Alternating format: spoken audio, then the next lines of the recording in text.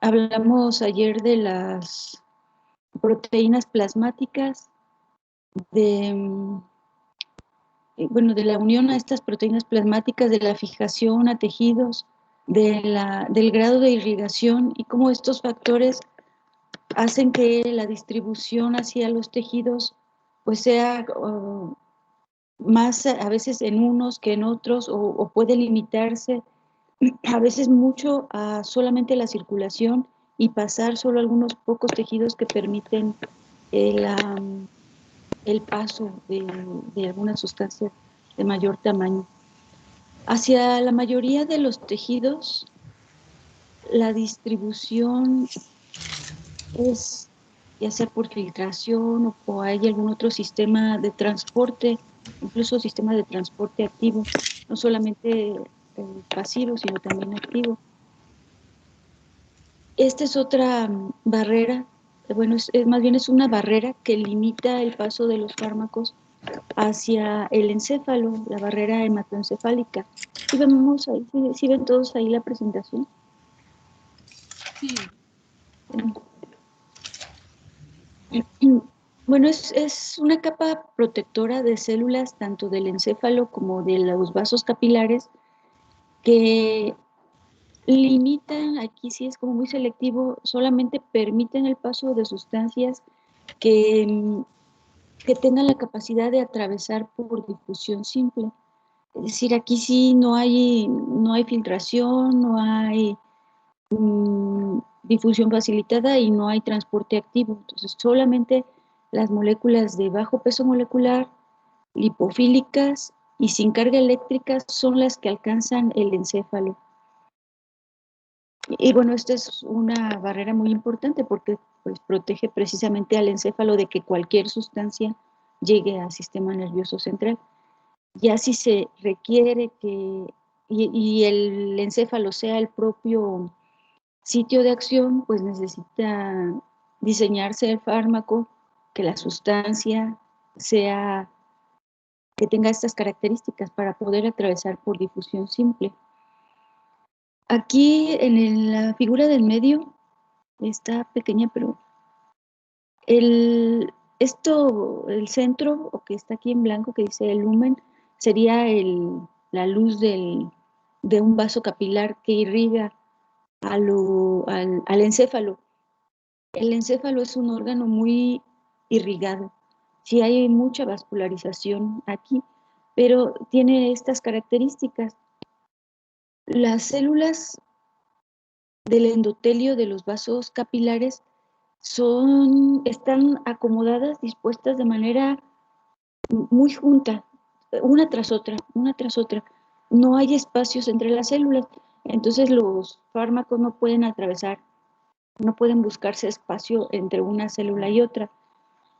Aquí sí tiene que ingresar a las células endoteliales a través de las membranas celulares y únicamente por difusión simple, aquí en esta parte. Y luego, afuera ya como parte del sistema nervioso central, también hay otras capas de células, estas en particular pues, y los astrocitos, que son componentes ya del sistema nervioso central, pero que también recubren a los vasos capilares y evitan también, hacen como una capa muy gruesa desde la sangre hasta el sistema nervioso central propiamente, para que alcance estas neuronas que están acá en el sistema nervioso, pues tiene que atravesar por todas estas células. Y bueno, hay muchas sustancias que sí lo hacen, sustancias que tengan estas características, pues lo van a poder atravesar. Aquí en la figura es como otra vista de esa, están los capilares, están las células endoteliales de los vasos capilares y está, como les decía, una tras otra. Se dice que hay unión estrecha, no hay espacio entre una célula y otra, y estos serían, esto que está acá, son los astrocitos, que son células del sistema nervioso central que recubren a esos vasos capilares. Aquí es otra vista de lo mismo. Tenemos al vaso capilar que irriga el encéfalo, están Aquí estaría la sangre, sería un corte transversal del vaso capilar. Entonces aquí tendríamos al fármaco circulando por estos capilares, pero solamente puede salir al encéfalo si lo atraviesa, porque no hay espacios intercelulares, ni hay proteínas que formen canales iónicos o canales que permitan el paso por filtración hacia el encéfalo. Se conoce como capilar continuo, es parte de pues, de la disposición de los vasos capilares. Les decía, aquí en el encéfalo, pues aparte estarían las células de los astrocitos, que son células del sistema nervioso central. Es nada más como comparación, por ejemplo, los capilares que irrigan al tubo digestivo, sí están separadas, y ven aquí hay fenestraciones, y por ahí se pueden filtrar los fármacos. Es más fácil que un fármaco llegue a tubo digestivo que alcance al encéfalo. Y en el hígado todavía esos espacios son más grandes. Aquí sí, pues también el organismo lo que trata es de que todo lo que esté en circulación llegue al hígado, porque como es el órgano destinado para la transformación de las sustancias, pues se requiere que alcancen ese órgano. Y entonces los vasos capilares que irrigan al hígado están dispuestos así, las células. Sí, en realidad, pues aquí no hay nada que lo detenga. Casi todo lo que está en circulación puede pasar y llegar al hígado. Entonces, esta es la barrera hematoencefálica. Entonces, ahí pues estamos viendo una diferencia en distribución. Aunque estos órganos a lo mejor están igualmente irrigados, pues no va a llegar en igual cantidad al encéfalo que al hígado, el fármaco, porque simplemente por esta barrera hematoencefálica. No sé si esto queda claro, lo que es la barrera hematoencefálica. Sí, está claro. Sí. Bien. Otra barrera que también se considera es la barrera placentaria. Aquí esta barrera pues es también una capa de células que separan los vasos capilares, la sangre materna de los vasos capilares del feto. Hay una separación entre la sangre materna y la sangre fetal. Y es una capa de células que las separan. Pasan muy cerca, pero porque sí debe haber un intercambio tanto de nutrientes que le debe de pasar la mamá al feto, como de desechos, que el feto a través de ese intercambio, pues debe estarle pasando a la mamá para facilitar su desecho. Igual también hay intercambio de gases. Entonces están relativamente cerca y se da este intercambio. Aquí también domina la difusión simple. El transporte también es a través de difusión simple. Pero sí, no es una barrera tan estricta, porque en realidad también por ahí, aunque en menos cantidad, también hay transporte activo y también hay otros sistemas de transporte.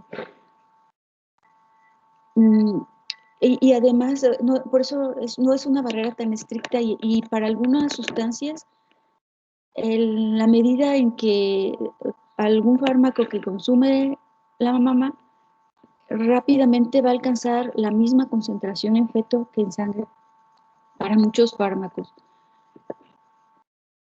Y además, pues es una capa de célula del corion que en los primeros meses de gestación, esa barrera tiene un cierto espesor, más o menos se habla de 10 micras de esa capa de célula, pero a medida que se avanza en la gestación, se va adelgazando, y al final queda como de 1 o 2 micras, se va adelgazando mucho, y finalmente, pues en realidad, a partir más o menos de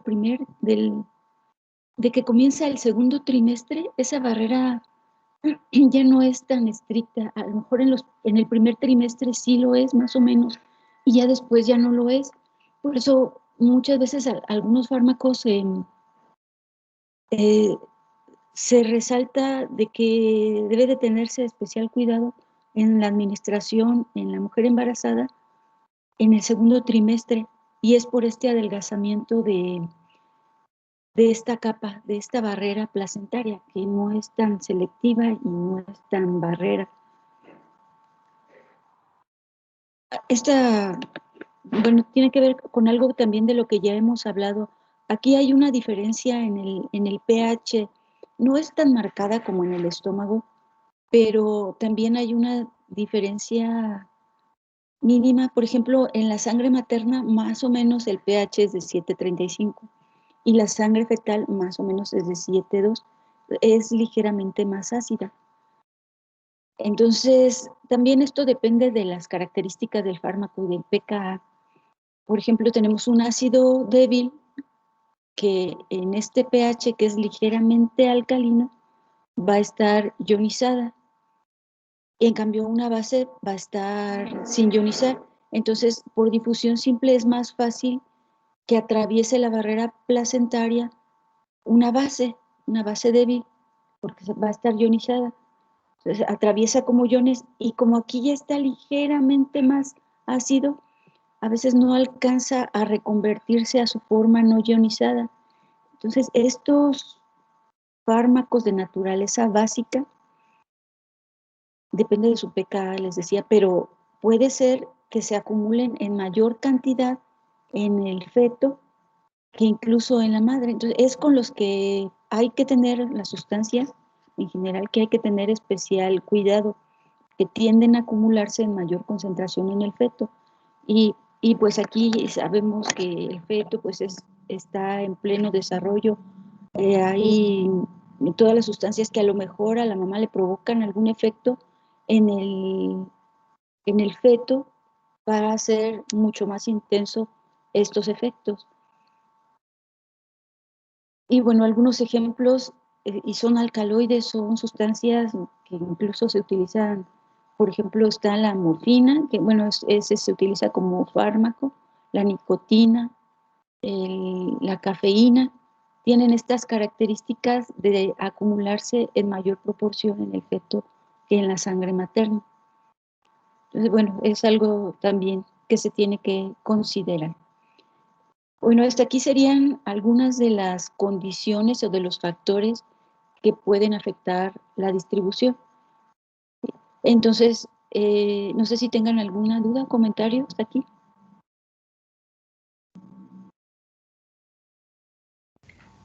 Maestra, Sí, ¿me puede volver a explicar lo de cómo es el paso de los medicamentos básicos de la sangre materna a la sangre fetal? Por favor. en esta anterior, Sí, por favor. sí, mm, es algo, más o menos es algo similar a lo que habíamos hablado que sucedía en el estómago, pero bueno, allá en el estómago tenemos un pH de como alrededor de 7 en la sangre y la luz del estómago es alrededor de 1. Aquí la diferencia es más sutil, pero también hay una diferencia. Sí, aquí tenemos los vasos capilares, ay, no alcanzo a ver, pero lo que está representado en esta imagen, de este lado sería un vaso capilar de la mamá y de este lado un vaso capilar del feto. Entonces, pues están muy próximos y en medio está la barrera placentaria. Esta barrera, les decía, es esa capa de células del corion que separa a la sangre materna de la sangre fetal, pero sí permite el intercambio de sustancias necesarias. Debe haber un intercambio necesariamente de gases, de nutrientes, de desechos. Eh, en este caso, cuando a la mamá se le administra algún fármaco o consume alguna sustancia, va a estar en circulación, pasó por el proceso de absorción, está distribuyéndose por el organismo, está en circulación y como parte de la distribución puede que se trate de distribuir al feto, va a ser una distribución, va a ser como si fuera un órgano, pero para esa distribución hacia el feto tiene que atravesar la barrera placentaria. Generalmente y principalmente en esta barrera lo que domina es transporte, la difusión simple, un transporte pasivo por difusión simple. Entonces las moléculas tienen que ser pequeñas, lipofílicas y sin carga eléctrica. Pero aquí pensando en esta diferencia de pH, también es muy sutil. De este lado, lo que van a, si es un fármaco ácido, lo que va a dominar son las especies con carga eléctrica. ¿Qué sucede con estas especies con carga eléctrica? ¿Pueden atravesar o no por difusión simple? Les pregunto. Pues tendrían más dificultad, ¿no? Para atravesar. Tendrían más dificultad, tendrían que esperar a que se convirtiera su forma no ionizada para poder atravesar. Entonces, pues este fármaco de naturaleza ácida se concentra más en la sangre materna que en la sangre fetal. No pasa tanto, ahí hay una diferencia en la distribución. La distribución de estos ácidos no es tan buena hacia el feto.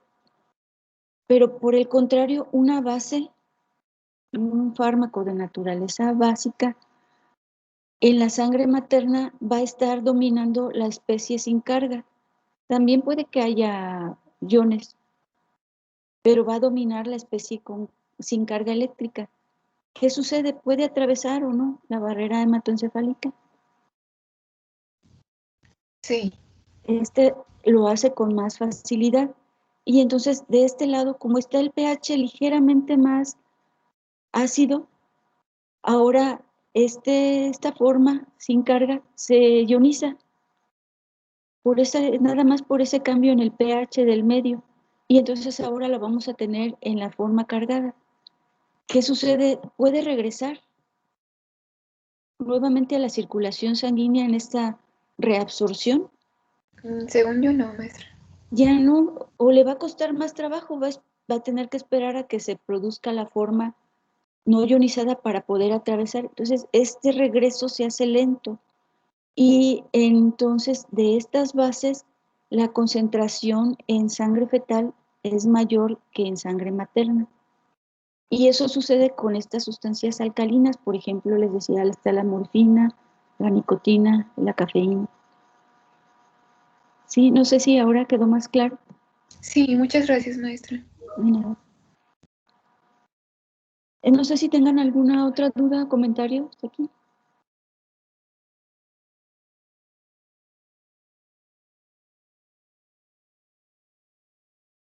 Y bueno, a lo mejor hemos ido contestando esta pregunta. ¿Pasarán los tóxicos a la misma velocidad y en la misma cantidad a los diferentes tejidos? A ver qué contestan ustedes. Hay los tóxicos, los fármacos, perdón, los fármacos. Sí, igual cualquier sustancia que esté en circulación, pero para nosotros pues, nos interesan los fármacos. ¿Ustedes qué creen? ¿Todos los no. fármacos no, a la misma velocidad no, y a la misma cantidad a los diferentes tejidos? Yo digo que depende tanto el tejido como la naturaleza del fármaco. Muy bien, y a lo mejor hay algunos que sí alcanzan a distribuirse a todos los tejidos de la misma manera en esta segunda parte de la pregunta. Pero si comparamos dos fármacos, pues también va a depender a la misma velocidad, pues quién sabe, depende, pero no necesariamente, porque depende de las características de la propia sustancia, del propio fármaco, y depende pues de todas estas características del organismo que permitan o no la entrada a esta sustancia a los tejidos. Entonces, no siempre la distribución es igual, pero tal vez para algunos fármacos sí. Entonces, hay una manera de más o menos conocer qué tanto se distribuye un fármaco. Otra vez le puse tóxico, cálculo de la distribución de un tóxico, de un fármaco. Y se le conoce, es un parámetro que mide la distribución, es el volumen de distribución aparente, así se conoce, se abrevia como V y una D, a veces le ponen D minúscula o D mayúscula, chiquita. El volumen de distribución aparente es como un volumen no es un volumen real, es un volumen calculado, hipotético, de líquido en el que sería necesario disolver el fármaco para tenerlo a la concentración del plasma. Y es del líquido del organismo. Y esto, bueno, se calcula experimentalmente. Por ejemplo, se administra una dosis de un fármaco y se hace un análisis, un seguimiento de la concentración en plasma y se utiliza un valor de esa concentración en plasma. Entonces, el volumen de distribución aparente sería la dosis entre la concentración de plasma. Y aquí, pues, esto relaciona la cantidad de fármaco en sangre y la distribución, bueno, más bien, la cantidad de fármaco en sangre, cómo se relaciona con la distribución en el organismo. Esta es una gráfica parecida, está un poco, a lo mejor, más real a como sale ya experimentalmente, en donde mediante un muestreo, se toman muestras a diferentes tiempos, muestras de sangre, se analiza la concentración de un determinado fármaco. Entonces, aquí es lo que se está midiendo. Y en esta parte, recuerdan, habíamos hablado de esta parte de que está aquí, que va de subida, está ocurriendo el proceso de absorción. Al principio no teníamos, vamos a suponer que se administró por vía intramuscular. O sea, al principio no hay nada en sangre, pero luego se empieza a absorber hasta llegar a un máximo. Recuerdan que hasta habíamos comentado que aquí había una ventana terapéutica, que esperábamos que en esa concentración hubiera un efecto terapéutico. Pero entonces se empieza a decrecer. Y ven la gráfica, aquí hay una caída con una pendiente muy grande y luego disminuye la pendiente. Y ahí está muy inclinada y luego disminuye esa inclinación. En esta primera parte, puse esta gráfica porque aquí se ve muy claro, muy marcado. En esta parte de la gráfica, sí se ve el cursor y se ve lo que estoy señalando. Sí, doctora. Sí. Esa parte corresponde a la distribución. Entonces, se empezó a absorber, llegó a un máximo y luego empieza a disminuir. Y empieza a disminuir porque ya no está en la sangre, porque está saliendo de la sangre, está entrando a los tejidos, se está distribuyendo. Y ya luego disminuye esa inclinación porque el siguiente proceso lo que domina es la eliminación del fármaco. Pero entonces, si tomamos una dosis, y sobre todo aquí cercana, justo antes de que se haya eliminado completamente, estaríamos en una concentración que corresponde a la cantidad de fármaco que quedó en sangre después de que se distribuyó, sin considerar todavía la eliminación. Aunque bueno, esto a lo mejor ocurre simultáneamente, pero está dominando el proceso de distribución. En este punto está pasando el fármaco a los tejidos. Si tomamos esta dosis, o más bien esta concentración, como esta concentración en plasma de una dosis conocida, vamos a obtener un valor de volumen de distribución. Por ejemplo, si se administran 25 miligramos de un fármaco y al analizar la sangre, pues se le da un seguimiento, se realiza la curva y en ese punto, antes de que cambie de trayectoria la curva, de que disminuya la pendiente de la curva, ahí encontramos una concentración del fármaco en plasma de 1 miligramo por litro. Si lo sustituimos en la fórmula, pues va a ser el volumen de distribución, va a ser igual a la dosis, 25 miligramos entre 1 miligramo por litro. Eso pues les da 25 litros, ¿sí? ¿Sí lo ven? Sí, bueno, no lo escribí, pero no sé si queda claro hasta aquí. Nada más, ¿cómo se calcula teniendo estos datos? Que sería sustituir dosis 25 miligramos entre 1 miligramo por litro. Y el resultado pues va a salir en litros. Igual se puede manejar en otras unidades de volumen, pero generalmente se reporta en litros. lo tendríamos en 25, entre 1 miligramo por litro tendríamos 25 litros. Ese sería el volumen de distribución para ese fármaco. Y eso, ese valor va a dar una idea de cómo se está distribuyendo. Estos son algunos valores. Por ejemplo, para la heparina, el volumen de distribución es de 3.3 litros para una persona de 70 kilogramos. Este es un antibiótico de 19 litros para una persona de 70 kilogramos.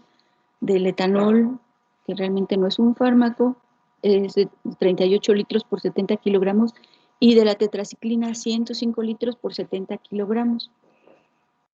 Entonces, cada sustancia, cada fármaco tiene un valor de volumen de distribución que se calcula, pues, como un promedio de la población.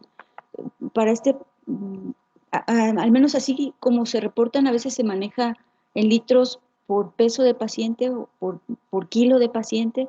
O sea, nada más aquí habría que hacer la división de 3.3 entre 70 para tener el valor en litros por kilogramo,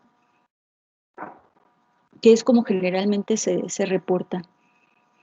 Y entonces esto da una idea de cómo se está distribuyendo el fármaco, porque, bueno, por ejemplo, los líquidos que tenemos en el organismo, más o menos hablaríamos de en donde tenemos líquido, en el plasma, en los tejidos, pues entre las células de los tejidos y dentro de las células tenemos líquido plasmático, líquido intercelular, que sería este extracelular, y líquido intracelular. De plasma más o menos se calcula que para una persona de 70 kilogramos más o menos el volumen de líquido es de 2.8 litros. De líquido extracelular y más el plasma es de 14 litros para esta persona de 70 kilogramos. Y igual para una persona de 70 kilogramos el volumen total de líquido es de 42 litros. Y entonces más o menos con eso vamos a tener una idea de cómo se distribuye. Lo voy a explicar un poco más acá, porque dependiendo de cómo cómo sea este valor de distribución, tenemos 3 posibles modelos de distribución: el monocompartimental, bicompartimental y el tricompartimental. En cada fármaco puede seguir uno u otro modelo. Por ejemplo, hay fármacos que siguen el modelo monocompartimental, que tienen una distribución homogénea. El fármaco se distribuye rápida y uniformemente a todos los tejidos. Incluso atraviesa barrera hematoencefálica, alcanza el encéfalo. Aquí en ojos también tenemos un tipo de barrera parecida. También no todo alcanza el espacio intraocular, pero estos fármacos que siguen este modelo monocompartimental alcanza todos los tejidos de manera equivalente. Es como si tuviéramos un solo recipiente. Aquí agregamos el fármaco y lo disolvemos. Entonces, cualquier parte de esa solución va a tener la misma concentración. Y así, si tomamos una muestra de sangre, esa va a representar la concentración que hay en cualquiera de los tejidos, que va a ser homogénea, la distribución va a ser homogénea. Entonces, tomamos esa concentración y a la hora de calcular el volumen de distribución aparente, el valor va a ser aproximadamente el valor de líquido total del organismo. Por ejemplo, como veíamos en la diapositiva anterior, para una persona de 70 kilogramos, el volumen de distribución aparente sería próximo a su volumen total de líquido, que sería de 42 litros aproximadamente. Voy a explicar los otros 2 y ahorita me dicen si queda duda o igual si tienen algo que comentar, me dicen en ese momento. Si no, me preguntan cuando terminemos de exponer esto. Otro modelo es el bicompartimental. En este, el fármaco se distribuye no homogéneamente, sino que va a haber como dos grupos de órganos en los que en un grupo el fármaco se distribuye bien y en el otro no se distribuye tan bien. Hay una distribución limitada. Entonces lo tenemos en uno con alta concentración y en una con baja concentración. Bueno, aquí en el dibujo tenemos algunos órganos donde va a concentrarse fácilmente porque tiene, pues, están muy irrigados y tiene fácil acceso.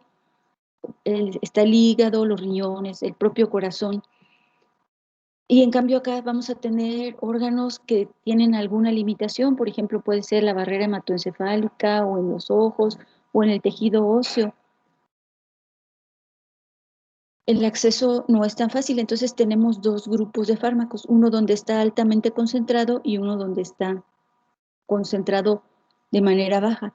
Entonces lo que hacemos, no vamos a tomar una muestra de cerebro, ni de ojo, ni de corazón, nada. Tomamos una muestra de sangre, bueno, experimentalmente sería eso, se toma una muestra de sangre, dependiendo de la cantidad que se haya administrado, esa cantidad se divide entre la concentración calculada en sangre y se calcula el volumen de distribución.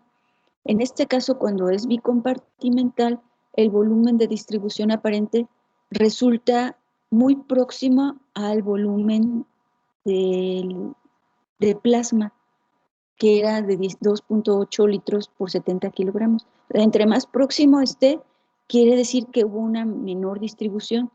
A lo mejor, como dice acá, hubo una alta unión a proteínas plasmáticas, entonces el fármaco se quedó casi prácticamente en la circulación sanguínea y a lo mejor pasó un poco a hígado o a riñones, pero no alcanzó a pasar a ningún otro tejido. Se quedó únicamente, se dice que en los que tiene una distribución central, y esto sería como periférico, o se queda central en la circulación, únicamente en la circulación y en aquellos órganos y tejidos donde tiene un fácil acceso y donde puede distribuirse rápidamente. Y acá a lo mejor se distribuye, si acaso, muy lentamente o a lo mejor no se distribuye. Entonces, de esta manera tenemos dos tipos de órganos. Y en este dibujo es como si fueran dos vasos o dos recipientes conectados por un tubo.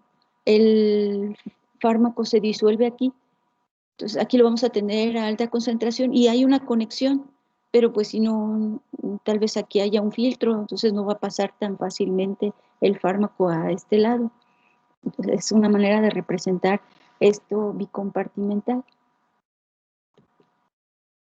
Y en el tricompartimental es como si tuviéramos tres tipos de órganos, tres diferentes recipientes. Unos donde hay una buena distribución, otro donde hay una distribución limitada y otro grupo de órganos donde el fármaco tiende a acumularse.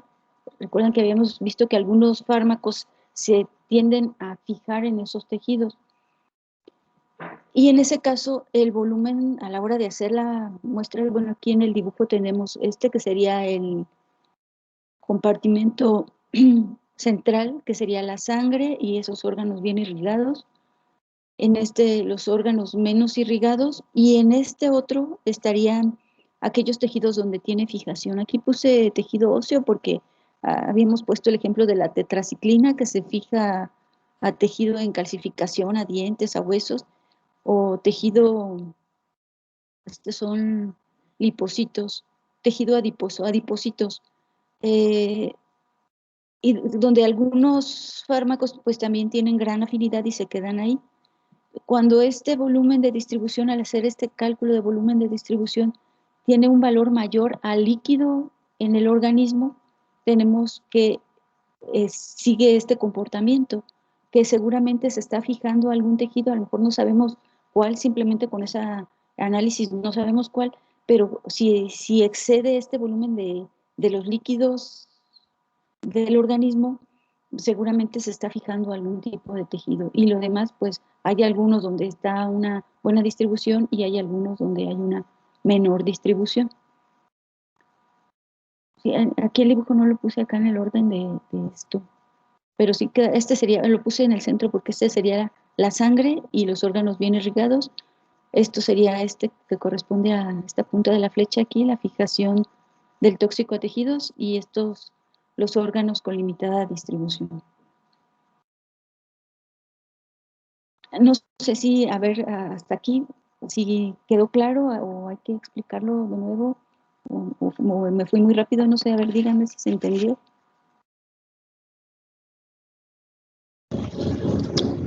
Por ejemplo, en la bicompartimental dijo que se tomaba muestra de sangre y luego a la concentración encontrada del fármaco se dividía entre la concentración total del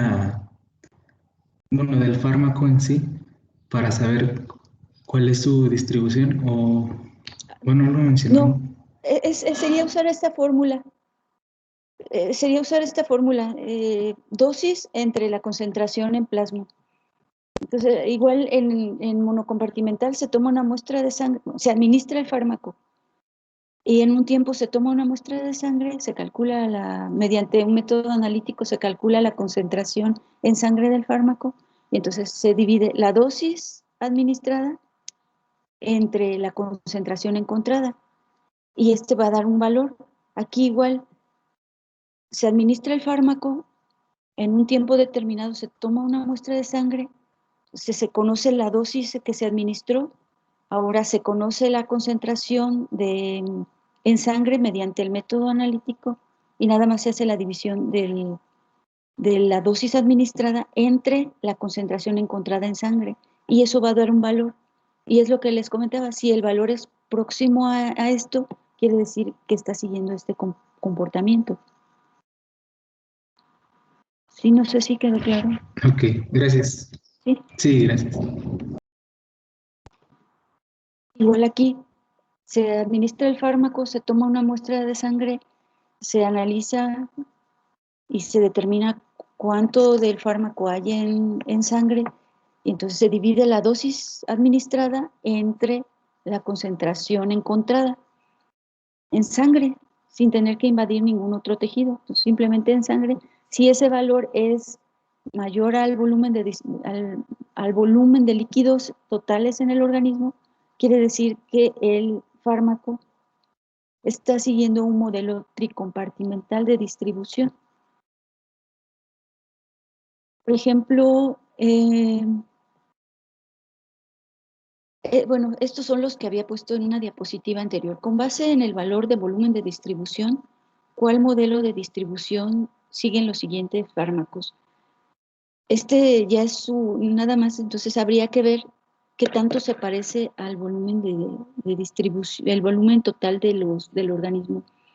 A ver, si podemos contestar esa pregunta, ¿cuál modelo sigue la heparina si tiene un volumen de distribución de 3.3 litros por 70 kilogramos? A ver si se entendió y me pueden contestar esa pregunta. La heparina primero. Bicompartimental, Bicompartimental, ¿por qué? Muy bien. porque es más cercano al valor del volumen del plasma. El volumen de plasma para esta persona, 70 kilos, habíamos dicho que era de 2.8. Entonces, la heparina es bicompartimental. De hecho, también pasa muy poco a tejido. Y la heparina, pues se requiere que su acción sea justamente en la sangre, porque es un anticoagulante. Entonces, realmente está bien que no se requiere que pase mucho a los tejidos. Y a lo mejor va a pasar al hígado, que lo va a biotransformar, y a los riñones, que lo van a eliminar. Y entonces eso está bien. Y por eso es a lo mejor un poquito más alto, porque sí alcanzó a pasar no solamente a plasma, sino alcanzó a pasar a esos tejidos bien irrigados. Muy bien, ese sería el modelo de distribución de la heparina. Entonces sí podemos sacar pues varias conclusiones nada más de este valor. Este también ya se los había dado, es la amicacina. Tiene un volumen de distribución de 19. ¿Cómo creen que sea su distribución?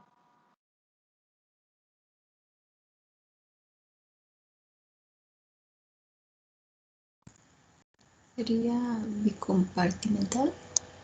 Pues bicompartimental, porque también se parece, aquí a lo mejor es un poco más, casi llegando a monocompartimental, pero sí, en realidad sigue siendo bicompartimental.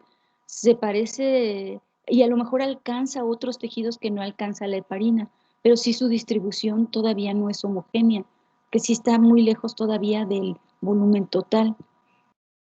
Sí, entonces podríamos considerarlo bicompartimental. Sí, muchachos, ¿están de acuerdo con esta? Porque esta en realidad es un valor intermedio. ¿Sí? ¿Están de acuerdo o prefieren considerarlo monocompartimental? Sí, a mí me parece bien que sea bicompartimental porque está más cercano a ese valor que a los 42. Exactamente, está más cercano acá. Y a lo mejor sí tiene una mejor distribución que la heparina. Sí alcanza otros órganos, seguramente sí alcanza otros órganos, pero sí eso no quiere decir que sea homogéneo. El etanol, Monocompartimental.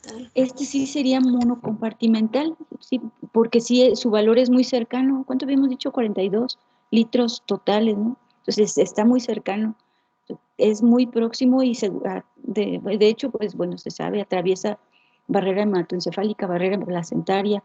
Entonces la distribución de esta sustancia es homogénea en todo el organismo, es monocompartimental. Y las tetraciclinas tienen un volumen de distribución de 105 litros por 70 kilogramos de peso. ¿Cómo será su Pues, modelo? tricompartimental. Y entonces, ¿cómo será su distribución?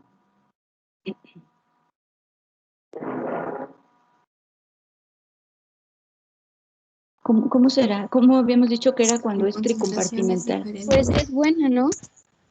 ¿Es buena? ¿Y qué más? ¿Qué Pero solo característica, en algunos órganos. qué característica tiene en particular el tricompartimental? ¿Cuál es la diferencia con el bicompartimental? ¿Cuál es ese tercer compartimento? Existe la fijación. Que es,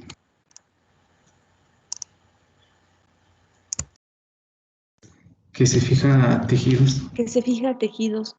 Sí, sí tiene una tan buena distribución que alcanza órganos mm, igual como el etanol, alcanza casi todo el organismo, pero incluso en algunos se está fijando. Entonces, bueno, es un valor aparente, pero pues sí proporciona algo de información de cómo se está distribuyendo el fármaco en el organismo. De hecho, la tetraciclina es un antibiótico que ya habíamos comentado, se fija a tejido óseo, a dientes y a huesos. Entonces, eh, bueno, va muy de acuerdo con este volumen de distribución. Después sí da una idea y no es un volumen real, nada más da una idea de su distribución. 105 litros, pues no es real, no tenemos 105 litros de agua en el organismo, simplemente da una idea de cómo se está distribuyendo. Este es un ejemplo. ¿Cómo será la distribución de un fármaco si al administrarse 20 miligramos se obtiene una concentración en plasma de 24.7? Entonces nada más sería sustituir en esta fórmula para calcular el volumen de distribución. A ver, háganlo, ¿cuánto le sale?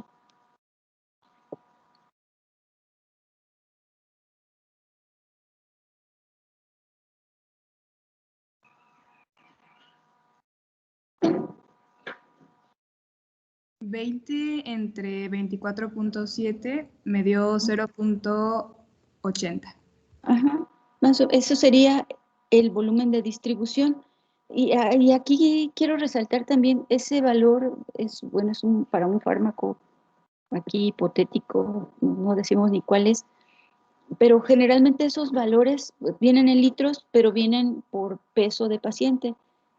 Y de hecho, eso lo saqué de una tabla, es punto 8 litros por kilogramo de peso.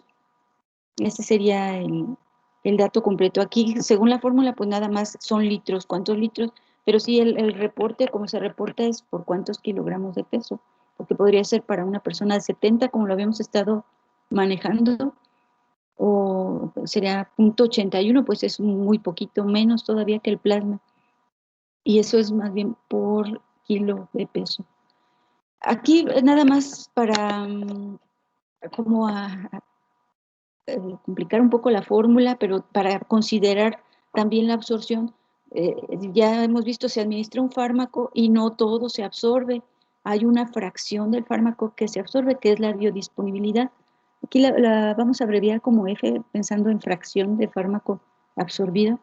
Y entonces, para completar la fórmula y considerar que no todo el fármaco pasó a la circulación, sino toda la dosis administrada, sino solamente una fracción pasó a la circulación, se considera la fórmula total, completa así, para calcular el volumen de distribución.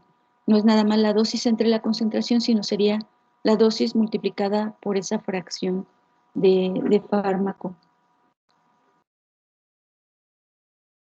Bueno, no sé si tengan alguna duda hasta aquí. Esta sería lo que corresponde a la distribución.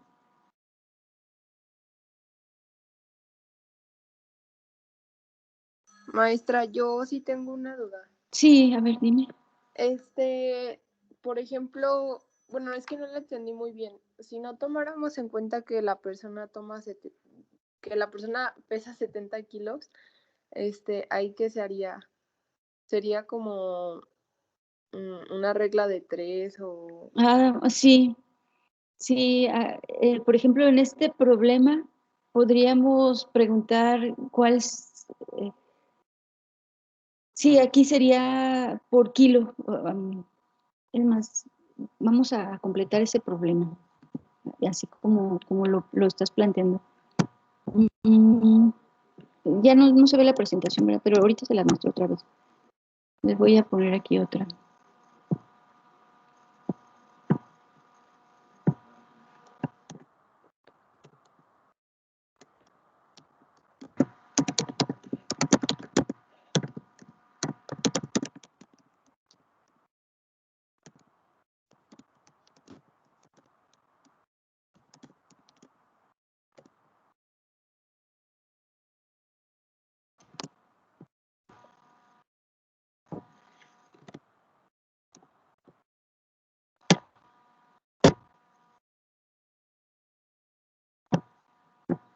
A ver, ahí va otra vez.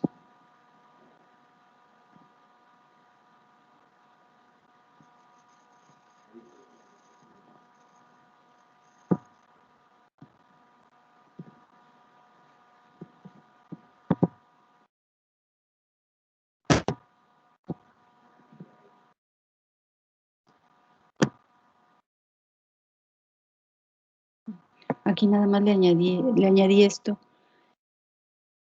La concentración en plasma sería 24.7 miligramos por litro por kilogramo. Entonces, el volumen de distribución le saldría 0.8 litros por kilogramo.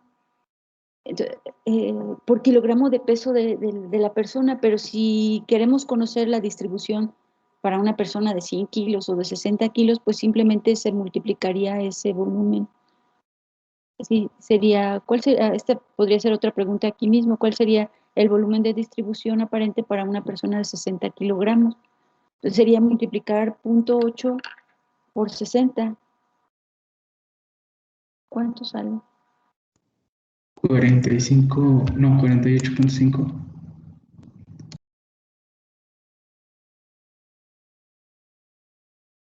48. ¿Sí? Y entonces, ¿cómo sería la distribución? ¿Cuál modelo de distribución seguiría y cómo creen que esté distribuido este medicamento, este fármaco? Bueno, Sí, Bicompartimental, ¿no? ¿Cómo? No, perdón, no oí. ¿Cuál sería el modelo? Creo que es tricompartimental porque pues supera al volumen normal de los líquidos en el organismo.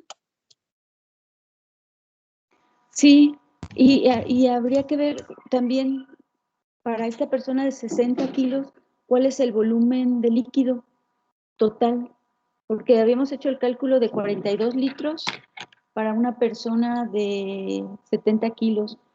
Para esta persona de 60 kilos es un poco menos. ¿Cuánto es? A ver, hagan el cálculo.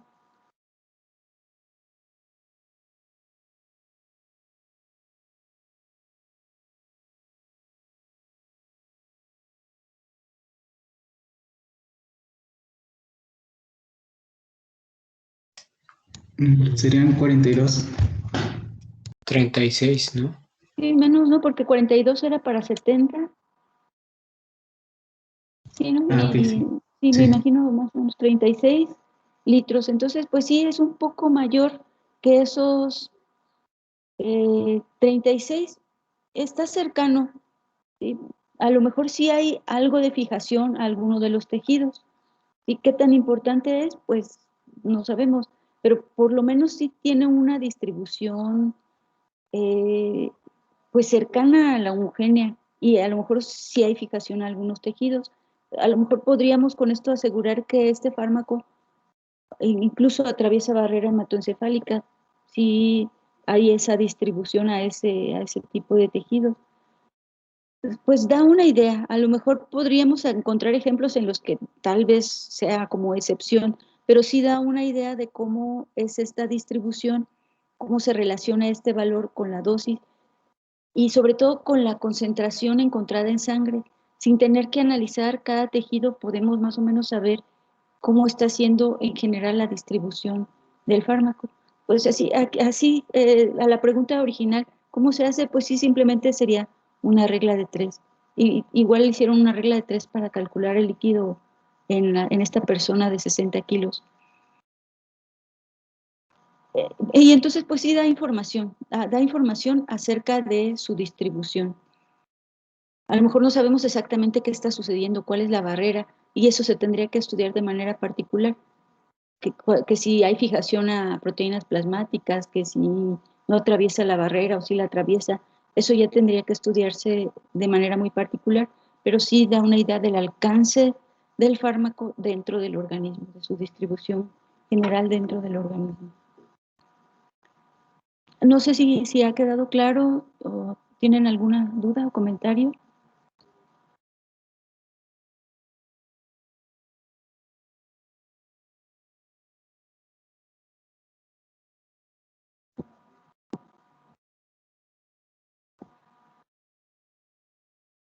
Bueno, si no, vamos a dejarle por hoy hasta aquí. Entonces, terminamos con distribución. Algo que quería comentarles también, de que ayer no sé si quedó como la duda de la distribución entre selectiva y no selectiva.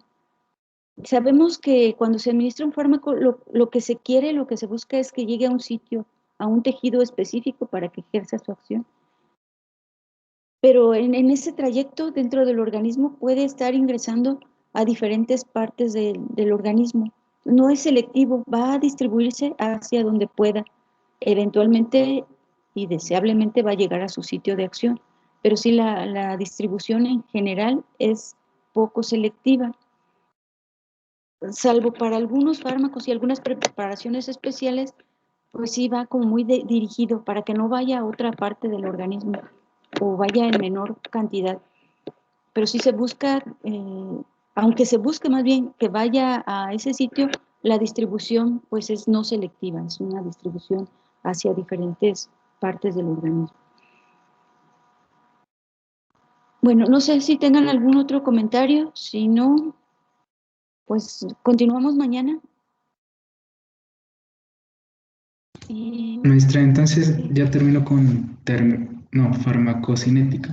No, vamos apenas, terminamos distribución. Ahora lo que sigue es que